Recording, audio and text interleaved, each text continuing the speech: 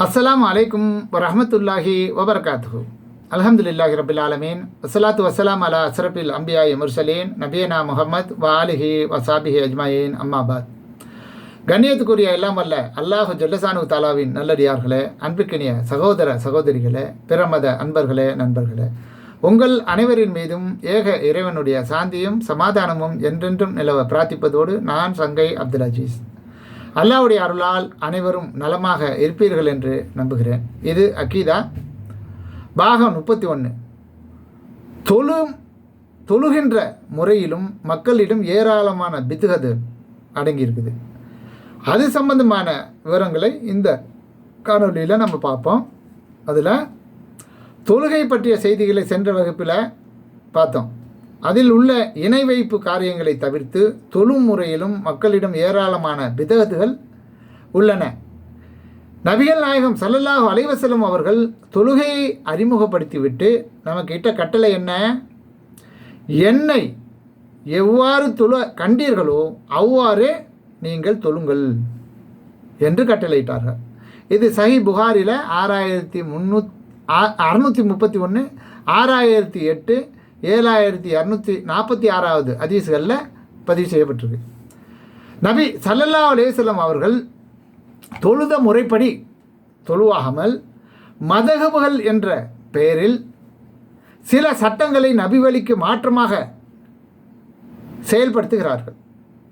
இதை அறியாமையின் காரணமாக அவர்கள் செய்தால் அவர்களை பிதஅத் செய்பவர்கள் ஆவர். அறியாமல் அவங்க செஞ்சாங்கன்னா அதுக்கு பேர் பிதஅத். தாங்கள் செய்வது நபி வழி அல்ல என்பதை அறிந்து கொண்டே வேண்டுமென்றே அப்படி செயல்பட்டால் மார்க்கத்தில் சட்டம் இயற்றும் அதிகாரத்தை அல்லாதவர்களுக்கு கொடுக்கும் இணை வைப்பு செய்துவிட்டார்கள் என்பது பொருள். இதை சரியாக நம்ம புரிந்து கொள்ள வேண்டும். இது தொழுகை மட்டுமல்லாத ஏனைய எல்லா விதமான வணக்கங்களுக்கும் பொருந்தும். இபாதத் அல்லாத காரியங்களில், மார்க்கத்திற்கு முரணான காரியங்களில் ஒருவர் ஈடுபடுவது இந்த பொது விதியின் கீழ் வராது. அவை பாவம் என்ற தரத்தில் தான் வரும். உதாரணமாக புகைப்பிடித்தல் மார்க்கத்தில் கூடாது. இதை அறிந்து கொண்டே ஒருவர் புகைப்பிடிக்கிறார் என்றாலும் அவர் காபிராகிவிட மாட்டார், பாவியாகத்தான் ஆவார் என்பதை நாம் ஒரு உதாரணத்துக்கு புரிந்து கொள்ள வேண்டும்.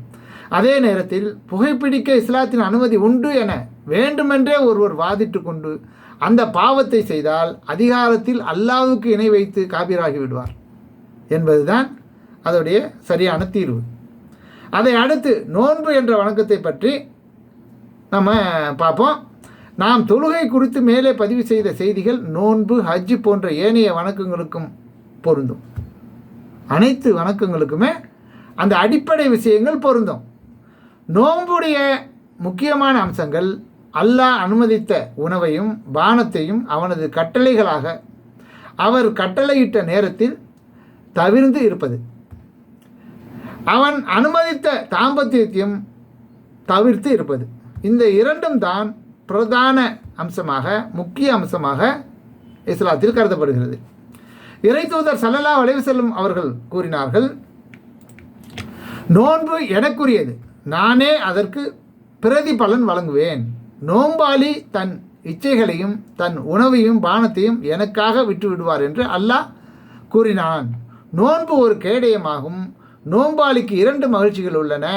நோன்பு துறக்கும் வேளையில் கிடைக்கின்ற ஒரு மகிழ்ச்சியும், மறுமையில் தம் இறைவனை அவர் சந்திக்கும் வேளையில் கிடைக்கின்ற ஒரு மகிழ்ச்சியும் தான் அவை.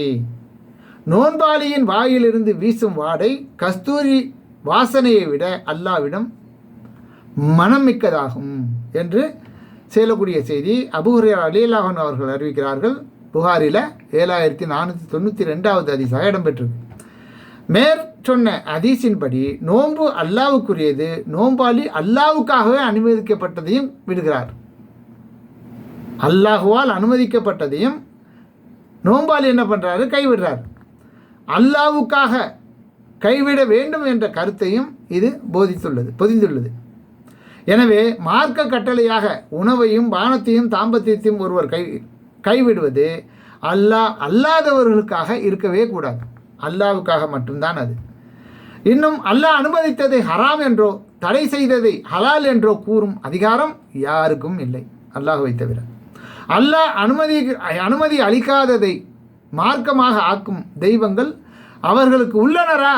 தீர்ப்பு பற்றிய கட்டளை இல்லாதிருந்தால் அவர்களுக்கு முடிவு செய்யப்பட்டிருக்கும். அநீதி இழைத்தோருக்கு துன்புறுத்தும் வேதனை இருக்கிறது. இது அநீதிங்கிறான் தான். திருக்குர்ஆனில் 42வது அத்தியாயம் 21வது வசனம். இதனை நாம் விளக்க காரணம், முஸ்லீம் என தங்களை எண்ணிக்கொள்வோர் மார்க்கமாக எண்ணி ஹலால் ஹராம் விஷயத்திலும் இன்ன மாதத்தில் இந்த உணவை சாப்பிடக்கூடாது என்பதையும் மக்களை வலிக்கெடுக்கிறார்கள். சில மாதங்களை இவங்களே கற்பனை பண்ணிக்கிட்டு இந்தந்த மாதங்களில் இன்னென்ன மாதிரி செய்யக்கூடாது, இன்னென்ன மாதிரி சாப்பிடக்கூடாது, இந்த மாதிரி பல விஷயங்களை அவங்க செய்கிறாங்க. உதாரணமாக சில ஊர்களில் சபர் மாதத்தில் மீன் சாப்பிட மாட்டார்கள். மீன் என்பது சிறிய விஷயமானாலும் மார்க்க கட்டளையாக அதை செய்கின்றனர். எனவே இது பெரிய பாவமாகிறது.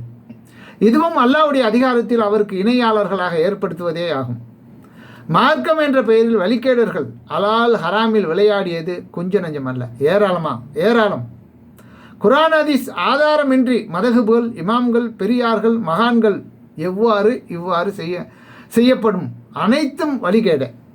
அவர்களுடைய பெயர்களில், அதாவது குர்ஆன் ஹதீஸில் ஆதாரமின்றி மதகுபுகள், இமாம்கள், பெரியார்கள், மகான்கள் என்று இவ்வாறு செய்யப்படும் அனைத்து விஷயங்களும் வழிகேடாகும் என்பதை சரியாக நாம் புரிந்து கொள்ள வேண்டும். அல்லாஹ்வுடைய மார்க்கத்தை அதன் தூய்மையான வடிவத்திலே நாம் அறிந்து பின்பற்றக்கூடிய நன்மக்களாக என்னையும் உங்களையும் ஆக்கி அருள் புரிய அல்லாஹ்விடம் பிரார்த்தித்தவனாக இந்த காணொலியை நிறைவு செய்கிறேன். நன்றி. தேங்க்ஸ் ஃபார் வாட்சிங்.